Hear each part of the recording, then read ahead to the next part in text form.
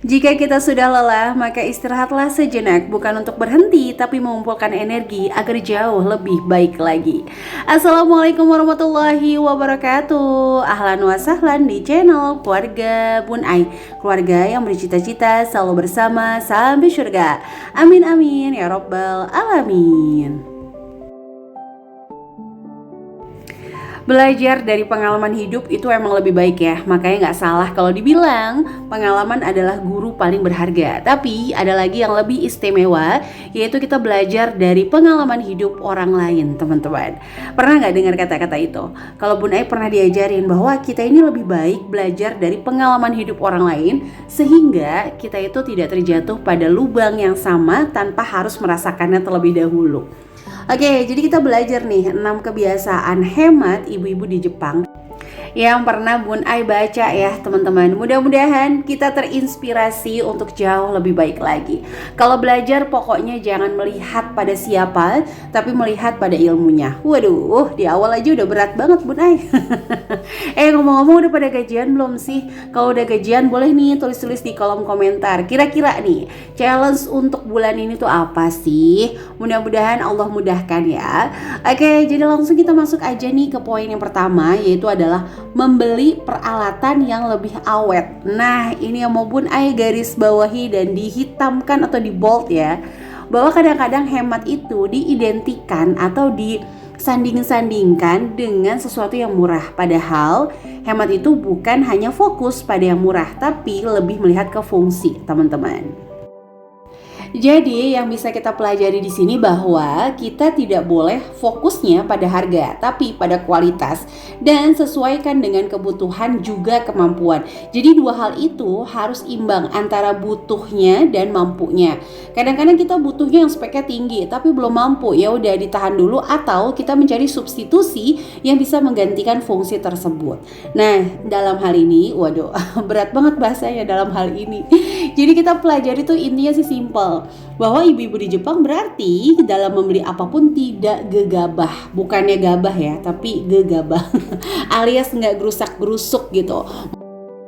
Jadi mau ada badai diskon kek, mau tsunami flash sale kek, jadi kayak lebih tenang. Karena memang membelinya itu benar-benar harus sesuai dengan butuh dan kemampuan.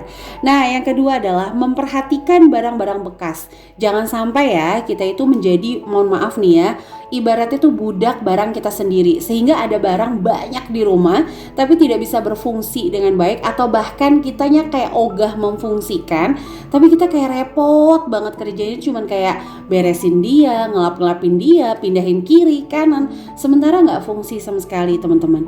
Jadi kalau kita ngelihat rumahnya Doraemon ya itu kan kayak tertata rapih dengan barang-barang yang sedikit tapi semuanya sesuai fungsi. Apalagi kantongnya Doraemon kan berfungsi banget. Mau pergi aja tinggal baling-baling bambu. Waduh, kira-kira kalau Bun Ai naik baling-baling bambu jatuh nggak ya? Insya Allah mah jatuh ya teman-teman. Oke, jadi balik lagi. Di sini kita memperhatikan betul barang-barang bekas, kayak teman-teman misalnya beli boba atau beli ya sejenis kopi yang pakai botol. Kalau emang kira-kira itu udah nggak terpakai, Bun Ai rasa itu mendingan dibuang aja atau disedekahkan, atau bisa kita bawa ke bank sampah. Jadi nggak banyak barang bekas di rumah yang membuat kita itu seolah-olah selalu butuh storage lagi. Jadi kita kayak pengen beli dan beli. Nah, itu harus diperhatikan. Nah, biasanya nih momen datang bulan itu Bun Ai manfaatin banget buat memfilter barang-barang yang ada di rumah yang kira-kira emang udah nggak fungsi, kita bisa sedekahkan, atau mungkin kita bisa fungsikan kalau emang udah ada tapi nggak berguna sama sekali, jadi kita bisa pakai. Jadi teman-teman nih kayaknya mulai sekarang harus diperhatikan dulu, karena kalau banyak barang kita seolah-olah tuh butuh banyak tempat juga, sehingga kayak pengen belanja terus.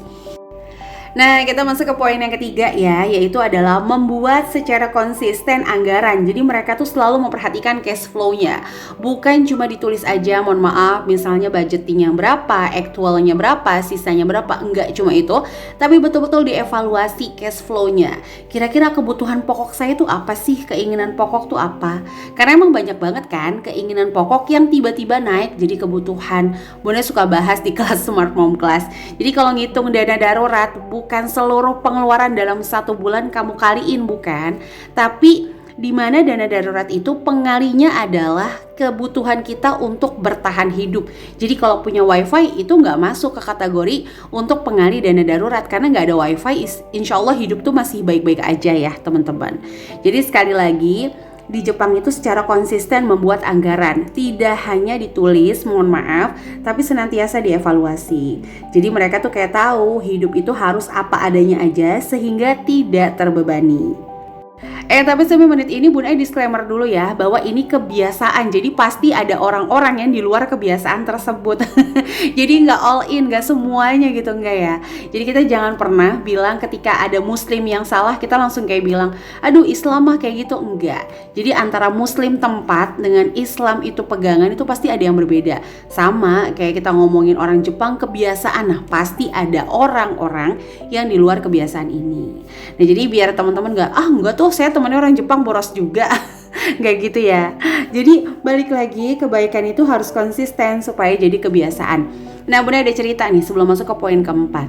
Bun Ai dulu pernah banget diajarin sama gurunya Bun Ai, kalau kita mau jadi pribadi yang dermawan itu nggak bisa kita lakukan tuh sesekali semaunya, enggak, tapi harus terus menerus sehingga kita terbentuk kepribadian menjadi dermawan.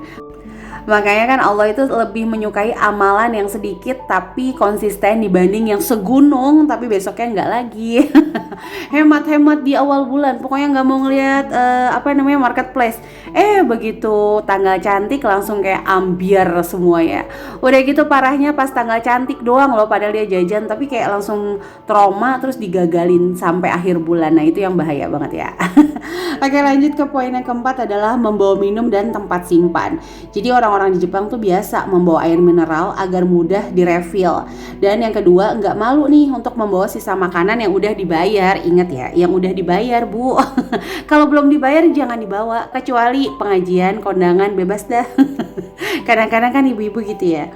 Namanya juga kasih sayang sepanjang masa. Bun Ai nggak ketelan kalau makan di tempat mah. Makanya dibawa sama ibu-ibu. Beda kalau sama bapak-bapak mah. Bapak-bapak mah udah makannya di situ sampai malam, pulang nggak bawa apa-apa. Udah jadi curhat kan Bun Ai. Tapi setuju nggak? Kalau setuju boleh ya tulis di kolom komentar. Jadi di Jepang tuh kalau beli ya maksimal ya, emang punya aku ya dibawa. Nah Bunda juga selalu kayak gitu jadinya. Kalau misalnya lagi makan di resto nih, anaknya kan suka nggak habis. Kalau misalnya nggak bawa tempat simpan kan atau Tupperware itu, kadang-kadang kita paksa untuk ngabisin. Seolah terpaksa padahal pengen.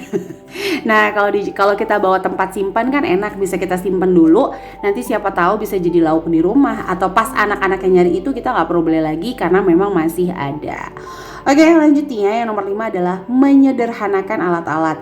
Jadi mencoba segala yang dimiliki itu difungsikan, bukan pajangan, sama seperti nomor 2. Yang kedua, mencoba menjadikan satu alat banyak fungsi. Ya, bahasanya mah 3 in 1 gitu ya. Yang ketiga, itu adalah tidak memiliki banyak meskipun hobi. Jadi kita tahu nih, kita hobi sesuatu, tapi mengusahakan meskipun kita hobi gila-gilaan lah bahasanya. Kalau di luar budget, di luar kemampuan, itu ditahan teman-teman. Apalagi sampai berhutang, nah mendingan tahan dulu deh. Karena kan kalau yang namanya hobi tuh akan terus menerus ya, akan selalu kayak jiwanya bergemuruh terpanggil untuk beli dan beli lagi. Jadi itu yang harus kita manage dengan baik. Aduh, sampai poin kelima malah belum sapa-sapa ya. Halo teman-teman semuanya, di akhir bulan ini mudah-mudahan selalu diberikan kesehatan. Jadi langsung aja kita mulai dengan Ibu di Jepang rajin menabung. Halo Sumedang dan juga Bandung. Ibu di Indonesia banyak uangnya. Halo Cimalaya dan juga Malaysia. Kemarin ada yang komen, Bunda aku di Malaysia, sapa dong. Nih udah disapa, jangan nggak nonton. Kayak ngancem dong ya. Dan terakhir kita sapa lagi santai makan bubur. Halo Dubai dan Singapura. Dan seluruh teman-teman yang senantiasa mendukung channel sederhana ini. Like, komen positif, subscribe, terima kasih ya. Bagi kamu yang baru bergabung, Bun Ai tunggu untuk tekan tombol subscribe dan menyalakan lonceng notifikasi sehingga gak ketinggalan kalau Bun Ai upload video terbaru.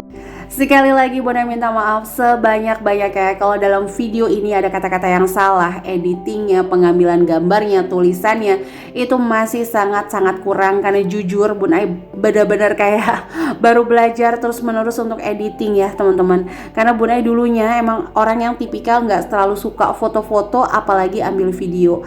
Tapi terima kasih banget, nggak tahu kadang Bun Ai tuh kayak terharu gitu ya, kayak ngerasa Allah tuh baik banget, selalu aja ada hati-hati istimewa yang mau mendampingi perjalanan belajar ya Bun Ai. Terima kasih. Bun Ai doa banget mudah-mudahan kita selalu dijadikan satu dalam kebaikan. Amin amin ya robbal alamin. Nah lanjut ya, kita masuk ke poin ke-6 atau yang terakhir adalah merencanakan tabungan dengan baik, bukan dengan banyak. Ingat ya, dengan baik. Makanya Bunda pernah bahas, kadang-kadang orang misalnya bikin sinking fund banyak banget, nah nggak penuh-penuh, itu berbahaya karena nanti akan mentransfer ke alam bawah sadar, mereka nggak bisa nabung. Padahal kalau dikumpulin tabungannya ternyata banyak. Makanya benar adalah menabung dengan baik. Nah kalau udah punya rencana tabungannya dengan baik, ini udah indah banget sih kalau menurut Bun Ai. Karena udah tahu mana dulu nih yang harus aku prioritaskan, dan gak banyak-banyak dan gak stres, dan tahu dimana menabung itu adalah sebuah tujuan dan keinginan. Yang namanya tujuan, keinginan pasti banyak hambatan dan ujian. Jadi udah gak heran begitu nabung tiba-tiba ada inilah itulah, ya itu emang ujian dan hambatannya. Tinggal kita pilih aja mau diambiarkan atau kita mau terus menerus sampai titik ibaratnya keberhasilan. Jadi kalau Bun Ai pribadi memang nabung itu gak pernah banyak-banyak. Sampai detik ini Bun Ai masih jadi tim Serdadu serba 2 dan 5.000. Dan untuk tabungan inti Bun Ai masih berfokus kepada tabungan pendidikan, tabungan aset, dan juga dana darurat. Cuma 3 itu aja. Kalau ditanya sinking fundnya lebih pada kewajiban kayak pajak tahunan, terus servis kendaraan besar. Cuma satu sih yang sifatnya keinginan biasanya, yaitu adalah liburan. Karena kalau hiburan kan healing tipis, tapi kalau liburan tuh lebih momen yang bersejarah banget. Jadi itu ya 6 kebiasaan yang bisa kita contoh. Mudah-mudahan itu bisa membuat budgeting kita jauh lebih aman lagi, dan mudah-mudahan bisa membuat kita menjadi pribadi yang jauh lebih baik lagi teman-teman. Oke, jadi sampai sini aja dulu videonya. Sampai jumpa lagi di keluarga Bun Ai lainnya. Kurang lebihnya mohon maaf. Wassalamualaikum warahmatullahi wabarakatuh.